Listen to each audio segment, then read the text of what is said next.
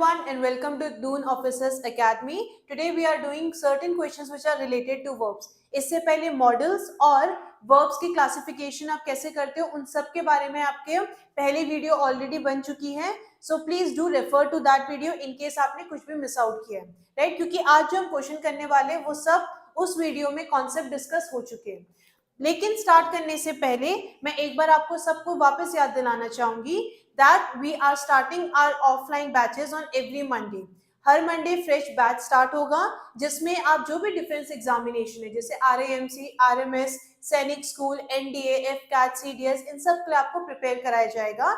Enrolment के लिए number जो है वो स्क्रीन पर दिए गए हैं. इन केस फर्दर डिटेल्स के लिए you can refer to the description box.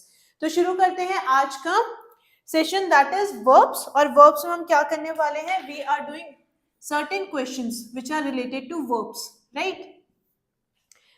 इससे पहले आपके कुछ रूल्स ऐसे हैं जो ऑलरेडी नाउन्स में कवर हो चुके हैं, राइट? तो मैं ये अज्यूम करके चल रही हूँ क्योंकि आपने वो वीडियो देखी है इसीलिए you are well aware with those rules. Now the first question is a flock of sheep dash grazing in the ground. A flock of sheep dash grazing in the ground. Right? So now you have to fill it up with the correct verb. Verb आपकी क्या दे रही है? Whether it is, are, was या फिर am. Please students try to answer the question yourself first. एक बार आप खुद try कीजिए आंसर देने का. उसके बाद आप क्या कर सकते हैं? You can continue the video. Pause कीजिए वीडियो को, आंसर दीजिए, उसके बाद कंटिन्यू द वीडियो, क्योंकि उसके बाद तो आंसर हम डिस्कस करने वाले ही हैं. तो जरूरी क्या है कि आपको एटलीस्ट एक बार आपकी प्रैक्टिस होनी चाहिए क्वेश्चन अटेम्प्ट करने की, right? So the question is a flock of sheep. Now remember the flock of sheep is what it is. It is what? It is a collective noun. और collective noun अपने साथ क्या लेता है? Singular verb. So a flock of sheep is grazing in the ground. Clear है? I hope आप सबने इसका correct answer दिया होगा. Now the next question is, next question आपका बोल रहा है time and tide dash for none. Time and tide dash for none. आपके ऑप्शन है वेट या फिर वेट्स,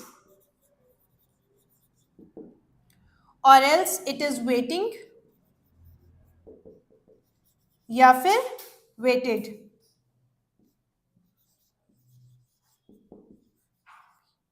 ठीक है, क्वेश्चन है time and tide dash for none. एक चीज याद रखिएगा, जब आपके टाइम एंड टाइड, राइट, ये क्या है? These are what? नाउन. किससे कनेक्टेड है? एंड से. They are connected by a conjunction and. तो ये दोनों क्या है? They are not related, right? Related in the sense मतलब ये क्या है? They are not closely related. तो इसके साथ क्या यूज करोगे आप? यू विल यूज, क्या यूज करोगे? कौन सा वर्ब यहाँ पे इस्तेमाल करोगे आप? Waited past. तो उसका कोई सेंस नहीं बन रहा. वेटिंग कंटिन्यूअस टेंस बता रहा है, अगेन आप नहीं इस्तेमाल करोगे. वेट्स, ये अगर ये सिंगुलर होते अब तब आप क्या इस्तेमाल करते? वेट्स. लेकिन time and tide wait for none. तो करेक्ट नाउन क्या होना चाहिए? सॉरी, करेक्ट वर्ब क्या होना चाहिए यहाँ पे? वेट. क्लियर है? अब नेक्स्ट क्वेश्चन है आपका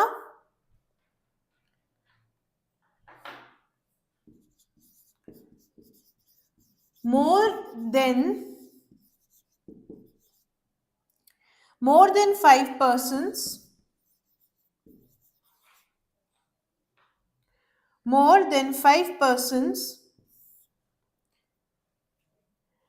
dash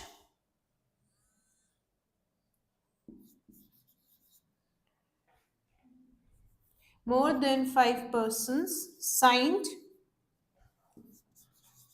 the complaint.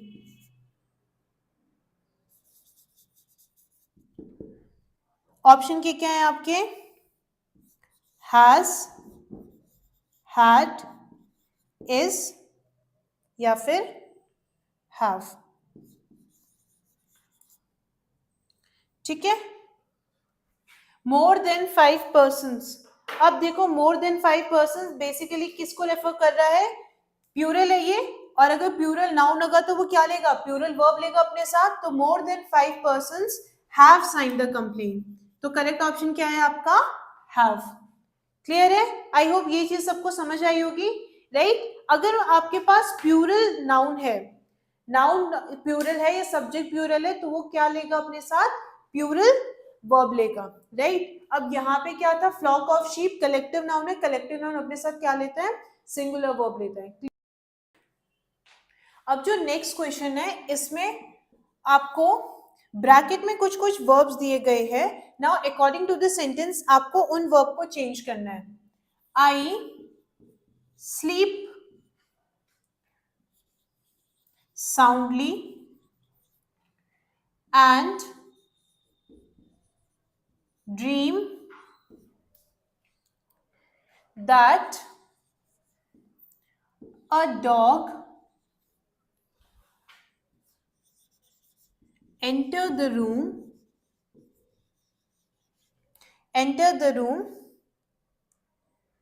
I sprang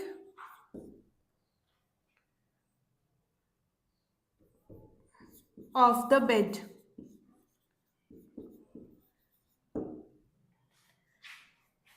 I bracket में दिया गया स्लीप साउंडली, ठीक है, एंड ब्रैकेट में आपको वर्ब है dream, that a dog enter the room, I spring of the bed. I sleep soundly, ये किस में होना चाहिए, स्लीप साउंडली क्या होना चाहिए, I was sleeping soundly, continuous की बात होगी यहाँ पे, I was sleeping soundly and dreamed that a dog, and dream की जगह क्या आना चाहिए,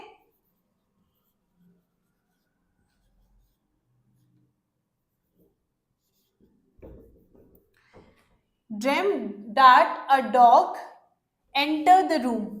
enter the room उसकी जगह क्या होना चाहिए, enter की जगह क्या लिखोगे आप, क्या लिखोगे, had entered, पास परफेक्ट की बात होगी यहाँ पे, तो वर्ब क्या होना चाहिए, had plus entered, had entered the room, I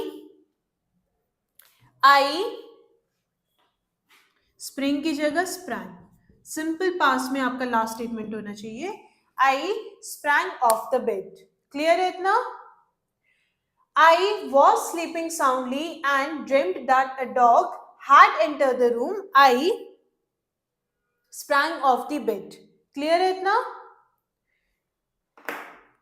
अब आते हैं नेक्स्ट क्वेश्चन पे।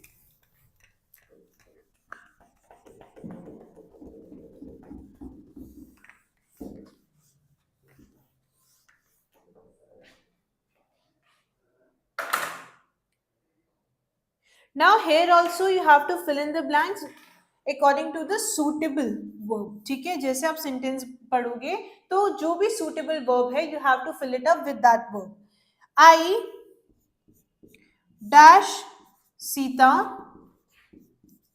for a long time।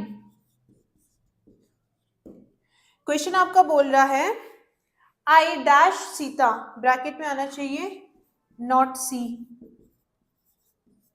Bracket में आपके क्या आना चाहिए, नॉट सी, राइट। तो क्या होगा, I dash Sita for a long time, भाई मैंने सीता को बहुत समय से नहीं देखा, तो आई के साथ अब क्या इस्तेमाल करते हो, आई हैव नॉट सीन, ठीक है, बहुत लंबे समय से मैंने उस सीता को नहीं देखा, राइट। तो यहाँ पे आपका क्या आना चाहिए, I have not seen. Clear है। नेक्स्ट क्वेश्चन आपका, हु डैश द ताजमहल।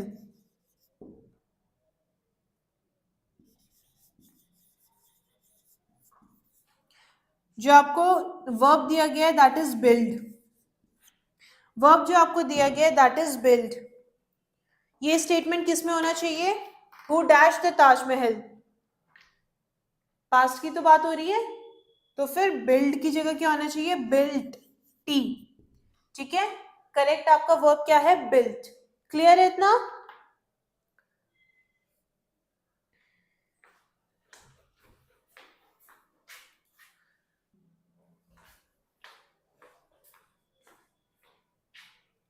अब जो आपके क्वेश्चन है उसमें you have to correct the statement, right? Question आपका बोलता है Rahul as well as his sisters were present in the party. Question बोल रहा है Rahul as well as his sisters were present in the party. तो यहाँ पे स्टेटमेंट एक गलती है, कहाँ पे गलती है? वो क्वेश्चन में कहाँ पे गलती है?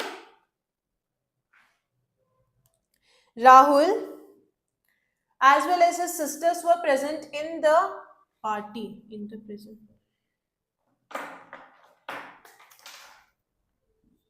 in the party, ठीक है? तो करेक्ट आंसर क्या होगा? Rahul as well as his sisters were present in the party। अब देखो यहाँ पे जो वर्ब आया है ना, वर, इसकी जगह वॉज होना चाहिए था। क्यों? क्योंकि जो आपके पहले वर्ब इस्तेमाल किया होता है उसी के अकॉर्डिंग आपका वर्ब यूज किया जाता है, राइट? तो Rahul as well as his sisters was present in the party, नहीं, was, Rahul as well as his sisters was present in the party. Alright, next question है आपका Suresh and not his relatives, Suresh and not his relatives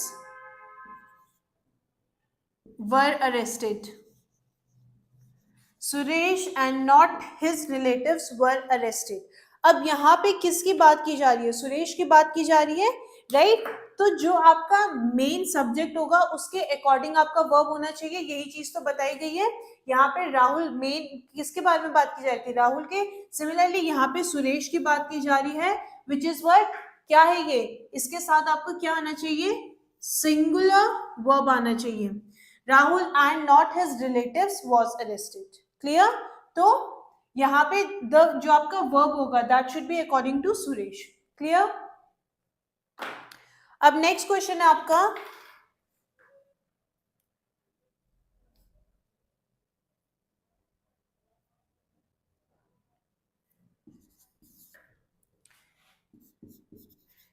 the principal and the warden were against the proposal, were against the proposal। तो यहाँ पे कहाँ पे गलती है? The principal and the warden were against the proposal। गलती कहाँ है यहाँ पे? अब देखो यहाँ पे दो सेपरेट इंडिविजुअल के बारे में बात कर रहे हैं, एक कौन है? प्रिंसिपल और एक कौन है? Warden, right? दो लोगों के बारे में बात की जा रही है, राइट? यहाँ पे क्या हो रहा था? सुरेश के बारे में बात की जा रही है। Suresh and not his relatives. कौन अरेस्ट हुआ? ठीक है, सुरेश, है ना? तो यहाँ पे वर्ब जो था वो किसके अकॉर्डिंग था? सुरेश के अकॉर्डिंग। लेकिन यहाँ पे आप देखोगे the principal and the warden, दो लोगों के बारे में बात की जा रही है। अब ये सिंगुलर सेंस नहीं बना रहा है, दो लोगों के बारे में बात की जा रही है। तो दो लोगों के अगर बारे में बात की जा रही है तो यहाँ पे वर्ब आपका क्या आना चाहिए? वर ही आना चाहिए, राइट? तो इस स्टेटमेंट में आपकी कहीं पे गलती नहीं है। The principal and the warden were against the proposal. क्यों? क्योंकि प्रिंसिपल तो थी लेकिन वार्डन भी, दोनों ही प्रपोजल के अगेंस्ट थे। तो क्या हो गया? प्लूरल हो गया ना? तो वर्ब किसके अकॉर्डिंग होगा? तो यहाँ पे वर्ब वाज नहीं, वर ही होना चाहिए। तो इस स्टेटमेंट में कोई गलती नहीं है। आई होप आपको चीजें क्लियर होती जा रही हैं and you are also able to answer the questions. इस टाइप के क्वेश्चंस आते हैं आपके RAMC टाइप के एग्जाम में, इस टाइप के क्वेश्चन आपके जरूर आते हैं।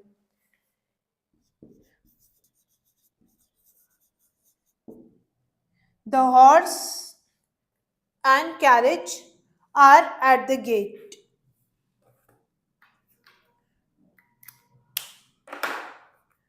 अब देखो हॉर्स और कैरेज, ठीक है, आपने गाड़ी देखी होगी जिसमें घोड़े के पीछे आपकी क्या है, कार्ट लगी हुई होती है, उसी के बारे में रेफर किया जा रहा है ना। तो क्या है, these two subjects are closely related, तो क्या आर आना चाहिए, यहाँ पे क्या आना चाहिए, the horse and carriage is at the gate. Clear है, यहाँ पे दो अलग अलग के बारे में बात नहीं की जा रही है, जबकि पहले उसमें प्रिंसिपल अलग है, वार्डन अलग है, राइट। हॉर्स एंड कैरेज, भाई हॉर्स के पीछे ही तो कैरेज लगा होगा, तो यहाँ पे जो आपका वर्ब आना चाहिए that should be is instead of are. Clear है, जब आपके दो सब्जेक्ट अलग अलग सब्जेक्ट होंगे तब तो आप प्लूरल लगाओगे, when two subjects are very closely related. For example मैं बोलती हूँ bread and butter is a good breakfast, तो ब्रेड और बटर क्या है, बहुत क्लोजली रिलेटेड है।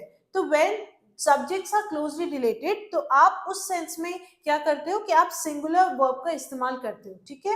तो यहाँ पे हॉर्स और कैरेज, भाई आपके क्या होते हैं, घोड़े के पीछे तो काट लगी हुई होती है, तो वो क्या है, वो दो क्या है, गेट के बाहर है, तो यहाँ पे इसीलिए आर की जगह हमने इस का इस्तेमाल किया। क्लियर है इतना। अब नेक्स्ट क्वेश्चन आपका है,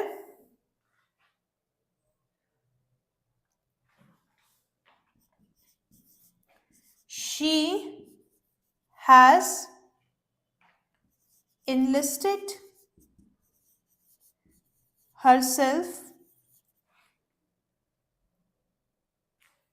she has enlisted herself in the nursing college।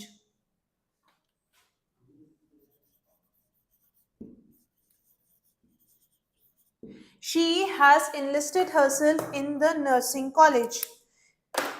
अब लुक एट द स्टेटमेंट है, she has enlisted herself in the nursing college, तो क्या कहां पे गलती है स्टेटमेंट में, read the statement, she has enlisted herself in the nursing college, कहीं गलती नहीं है बच्चे, क्यों, she has enlisted herself, reflexive pronoun का इस्तेमाल किया गया है, she has enlisted herself, verb आपके सही है, right, in the nursing college, भाई उसने क्या किया, खुद को एनलिस्ट करवाया नर्सिंग कॉलेज में, तो इस पर्टिकुलर स्टेटमेंट में कहीं पे गलती नहीं है, right. So with that we have come to an end of today's session, जिसमें हमने वर्ब से रिलेटेड क्वेश्चंस किए।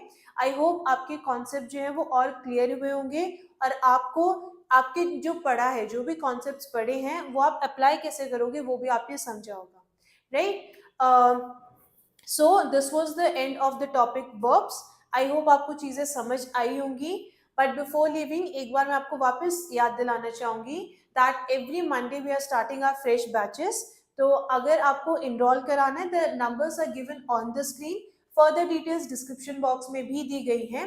जो भी डिफेंस रिलेटेड एग्जाम्स है जैसे RAMC, RMS, NDA, FCAT, CDS, इन सब के लिए आपको प्रिपेयर कराया जाएगा, क्योंकि सीट्स लिमिटेड है, इसीलिए enroll yourself as soon as possible. Thank you everyone and have a good day to you all.